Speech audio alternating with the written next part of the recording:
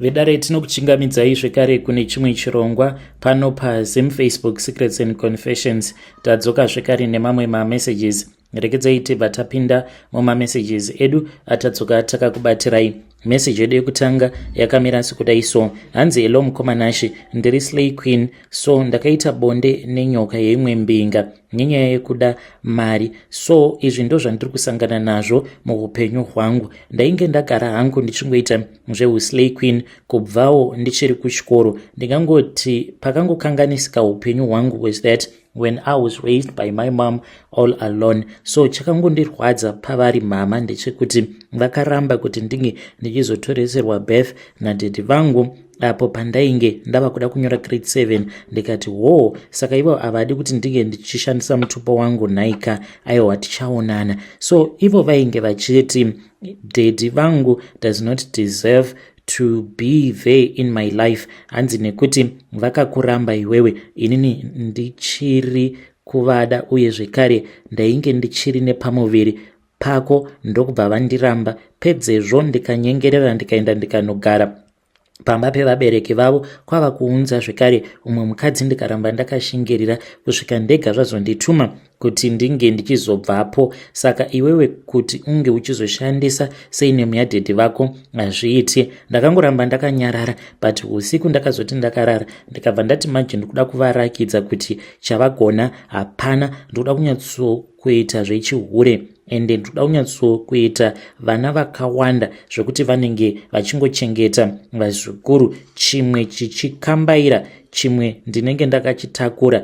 ndichingotouya futi nechimwe. Ndo zvandakazviudza izvozvo. So mushure mekunge ndazotoreswa birth namama vangu, ndakangorishandisa hangu birth certificate iroro kuzosvika apo pandainge ndava ne18 years. Ndakavamanikidza ndikavaudza kuti ndoda kuenda kunovamhan'arira kumapurisa nekuti vakaita fraud, baba vangu vachiri vapenyu ende baba vangu vaitoda kunditoresera birth. Mama vakazomanikidzika kuti tinge tichizoenda tose nababa tikabva tachizonogadzirisa, ende ndikavaudza kuti mari ndinayo, because vakanditi kunodiwa mari yekuti tinge tichizozvigadzirisa. Ndikati do not stress shamwari, mari ndinayo, let us go. Saka ivo mama ndikangoti ndivo vandinoblema pamatambudziko ose awo andiri kusangana nawo muupenyu hwangu, because vakazviudza kuti kuva single mother ndo chinhu chakakosha kudarika zvinhu zvose pasi pezuva, but mwana umwe noumwe anenge achitoda mundara vake, and she had to know that. Ipapo pavakammitisiwa nababa vangu, she was supposed to know that kuti munhu uyu wandatozvara naye mwana ndinofanira kuti ndinge ndichizogara naye kunyange zvikanzi zvaoma for the sake of my child. So mukukura ndainge ndava kungoita zvechihure. Ndakaita mwana wangu wekutanga apo pandainge ndiine 15 and a half, ndokubva ndabatira pamuviri ndikabva ndachizozvara cute baby kangu, ndokubva ndachizozvara zvekare umwe mwana wangu. After that ndakabva ndamboti holani makasa, mazuva ano hazvisi kubhadhara izvi zvekugara uine nhumbu, zvinokutambisira nguva. Ndokubva ndachizongotosunga chibereko chacho. Mamarriages awa ndakapinda mamarriages akawanda, ende pose apo pandinenge ndadarika nepo, murume iye anenge achiti kana akasangana neni murodhi anotondisvipira mate, because ndinenge ndakamutamba yakapenga, and I make sure kuti pose apo pandinenge ndiinewe ndinokunyengerera in such a way yekuti unofungidzira kuti zvimwe kuda pano ndiri kudiwa, izvo kwani kunenge kusitomborina kana lavhu zvachose. Ndinokuswededza padhuze, ende paya paunenge warivara wavarayirwa ndo pandinobva ndachizokutamba yakapenga zvekuti zvezve zvekunzi kana ukabata mukadzi wako aine chikomba unomurova. Munhu unenge usingamudi. Kana munhu akanyatsokuita kuti unge uchimutrasta, kana akakuhurira unoshaya kuziva kuti zvino ozvifambisa sei. Ndo level racho iroro randinozvitsa murume. After that ndobva ndachizotongomutamba yakapenga. Vamwe ndo vandinopinda navo mumamarriages ndichingoti ndabatira pamuviri, izvo kunenge kusitomborina kana chinenge chimboriko zvacho. Mukoma ndobva ndachizotongomuudza munhu iyeye but handisina kana dhiri newe. Sometimes ndatomubira kana mari, ndinomuudza kuti sezvo ndiine pamuviri chindipa mari kuti ndinge ndichichengeta, ndini ndinogona kuronga sezvo ndiri mukadzi. Kamari kose kaanenge achindipa ndinoita kusevha mari, uye zvekare ndichimuratidza kuti ona baby mari yatava nayo.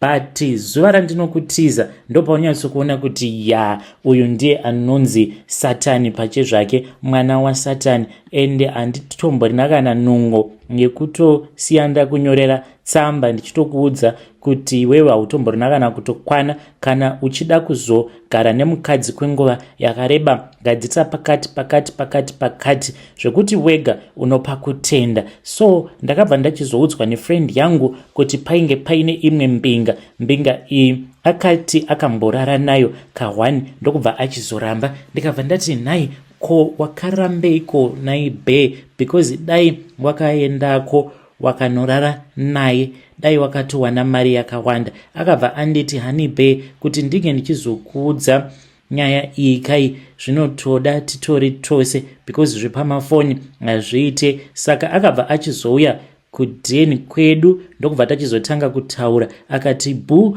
you know what, mbinga iyaiya ine nyoka. Ndikati nyoka? Hakutomborina kana nyoka iwe, ndezvekunyepa zvezviya, maybe wakakanganisa kuona, plus futi nekudhakwa, ende iye anorova brongo. So ndakamuti maybe wainge wakatorohwa manginde nebrongo. Akanditi kwete, zvinhu zvandakatoona ndakatoiridha ndikatoona kutoti iyo inyoka, yainge isiri sikarudzi yake. Ndikabva ndati iwe tipe kuno mbinga tirare nayo isusu, nditori pakutomhanyisana nekutsvaka mari. Akabva achizondipa macontacts embinga yake. Ndikati Bangles kuri sei, ndombosvikako here kudheni? Vakabva vanditi iri bo. We then spoke the next day, ndokubva tachizosangana mutown. Takaenda kumba kwacho, ende ainge asingatombodi kutoti tinge tichitoita zvisina kana basa. Masikati wose kani ndakangoswera zuva rose ndichingorova ma-up and down kumberi kwake, ndichiti zvimwe kuda achavarairwa neni, because ndainge ndatongokatanura hembe dzose, ndatongova musvo zvangu, asi aitongondiavoida achinditi ndoda kupedzisa kuona series randiri kuona, uya pano tigare apa tiri vaviri tose tainge takashama. Iye ainge akangopfeka kaboxer, kunodai so munhu haadi kubatwa. Zvino zuva rakazoti ravira ndopa akabva achizongondisimudza kwava kuenda neni kubedroom, ndokubva ati ainge ava kuda kuti tinge tichiita zvinoita. Akanditi unoda butiro here kana kuti kwete? Ndikati chero, as long as uchindipa mari. Akanditi so no butiro. Akamadzosera mudrower kuti ange achinorara neni ainge achiramba. Kwava kudzima light. Ndikati aikaka hakuna zvinhu zvakadaro, ngaribatidzwe. Akaramba. Akanditi ndinokupa mari kuti tisabatidza light. Ndikati iri bo mari? Akabva anditi ndinowedzera 30 US. Ndikati 30 futi iri bo. Ndokubva tachizorara. Zvino takati takarara, ainge achikontrola mamovements angu, asingadi kuti ndige ndichisvika kumwe kwandainge ndichida kusvika. Asi ndakazoita zvivindi. Pandakangonobata chete apa ndakanzwa kutonhora, ndikatoziva kutoti hakuna munhu anotonhora zvakadaro, hakuna sikarudzi yemurume inotonhora ichitsvedza zvakadaro. Uye ndakanzwa kakushinyira, ndokubva achizoita noise, akakosora, ndokubva ati chipfuva chake chainge chichirwadza, kwava kuda kumuka. Saka paakanomuka ndakabva ndanhonga foni yangu very fast ndichiunlocka screen, ndokubva ndatoona, ndakaiona nyoka nekona reziso. Akabva achizoenda kutoilet, akati ainge achinzwa mudumbu. Ndakamuteverako ikoko, akanditi iwe buda because ndiri kunzwa mudumbu, ndinouya manje. Akazobuda mutoilet, akamonera tawel rake, ndokubva achizogara neni pasi. Akandiudza kuti pane zvaainge achida kuti ndige ndichimubatsira nazvo. Ndikati ndinozviziva, friend yangu yakandiudza, do not even mention it. Akanditi saka unozozvikwanisa here? Ndikati hongu. Akanditi thanks, because ndanga ndava kutofunga kukushandisira mushonga uyu. Ainge aine kamwe katambla kaainge ainako ako kaakati kanogara mutoilet, saka anoti kana aine munhu waanenge ainaye anenge achinyumwa kuti ane nyoka anobva achizotora mushonga uya obva achizoufuriridza musikana uya obva atobatwa nehope. Ndikati aiwa ini hangu unokwanisa kungoita zvakadaro as long as zvisiri zvinhu zvinozonyanya kundityisa. Akanditi kwete, hazvityise. So akabva achizokurura tauro riya ndainge ndichida kubatidza light. Akanditi kana ukabatidza light zvinozokuvhundutsa, ngatingoitai muri murima. So takazongosiya light rakadaro, ndokubva achizouya pamusoro pangu ndichinzwa kutonhorwa uye zvekare ichitofamba. Yaitofamba paguvhu pangu apa yotanga zvino kundinanzva. Ndakangoti God save me, God of name hidden, please save me. Apa ndainge ndava kutya kuti ndichaurawa nayo nyoka iyoyo, asi ndakashingirira. Iye aiti kana ichikwidza kumusoro naiyewo oteverawo kusvika yava kundinanzva muhuro kwava kuzogumisidzira neuko kusikarudzi. Yakatopinda mandiri, but yaitita sekunge murume ari kupinda nekubuda mandiri. Tapedzerana akandipa mari akanditi it is not okay for you to sleep here. Ndokubva achizondiperekedza ndikadzokera hangu kudeni. Ndiyo secret yangu yandiinayo mukomanashi. Inini hangu I am rebellious and I love it. I am a rebel queen. Vedari ndo message iyo yandakatumidzirwa ichibva kuna vanzvadzi vedu. Ngatizamei kuti tinge tichitaura navo vanzvadzi vedu ava mucomment section. Hanzi inini hangu I am a rebel queen, I am a rebellious child and I love it and I am proud of it. Ngatizamei kuti tinge tichitaura navo mucomment section. Zvakangooma hazvo vedu we. Regedzai tibva taenda panyedu inotevera. Nyedu inotevera yakamira sekudai so. Hanzi makadi zvenyu mukoma, ndinokumbirawo kuti muge muchindiposterawo nyaya yangu makavikawo chitupa changu. Apo pandakapedza kunyora O level yangu, vabereki vangu vakabva vachizoenda vakabva vachizonotaurawo nevamwe vainge vari vakuru vemuchechi, vakabva vati vainge vachitsvakawo mari yekuti ndinge ndichiendererawo mberi nezvidzidzo zvangu, asi akakwanisa kutibatsira painge pasina. Ndipo apo pakabva pachizouya vamwewo zvekare vainge vari mukuru vechechi, vakaita zvekutuma mukadzi wavo akabva auya akabva ataura namama vangu tisina kana kumbogadzirira. Ndakabva ndanzi ndaifanira kutoti ndinge ndichitotora hembe dzangu nekutoenda navo. Ndakaenda navo ndikabva ndatanga kugara navo kuCranbourne, ndokwavainge vachigara. So vakabva vati ivo kune kwavainge vachida kuenda. Vakabuda usiku hwacho ihwohwo, but vakazongodzoka. But pavakadzoka ndakanzwa kuti vainge vachinhuhwa chiutsi uye zvekare vachinhuhwa mushonga, asi ndakangonyarara, hapana kana kumbotora nguva. Ndikabva ndachizonzwa yainge yava mhere yainge ichibva nekubedroom. Ndakaenda kuya mukoma, ndokubva vachizondiudza kuti hanzi amai vemurume vainge vashayika ende vainge vachitoda kutoti vange vachitoenda kumusha usiku hwacho ihwohwo. Asi ndakazosara nekamwana kacho kadiki. Ndakati ndinako kamwana aka kakangorotomoka kakabva kati mama vako ndo vandiuraya. Apa kainge kakanditarisa kudaro kakabva kavhunduka zvekare, ndokubva kachizotaura nerimwe voice kakabva kati dedi uyu ndiye vamuuraya. Manje tava kutoenda kunodya nyama kaisu. Kakabva kakaseka ndokubva katorara. Mukomanashi hope kuti dzinge dzichibata ndainge ndava kusakwanisa. Ndakatanga ndakagara mudining, asi ndainzwa kuti muceiling mainge muine zvinhu zvainge zvichifamba. Apa imbwa dzepamba ipapo dzairuma, vakasiya vadzifurira. Vakabva vati mangwana acho pane vamwe amainini munin'ina wemudzimai wavo ainge achazouya, then obva achizoenda neni kumba iye ozosara nemwana. Imbwa idzodzo dzairuma zvisingaiti. Ndakazongoenda kubedroom because kunyangwe ndiri muspare bedroom iyo yavainge vati ndo yandainge ndichazorara nevana, ndaingonzwa kuti there is something that is happening mukoma. Ndokubva ndachizoenda kubedroom. Ndakasvikako ndikanyatsokunzwa kuti umu mune runyararo, there is peace in this room.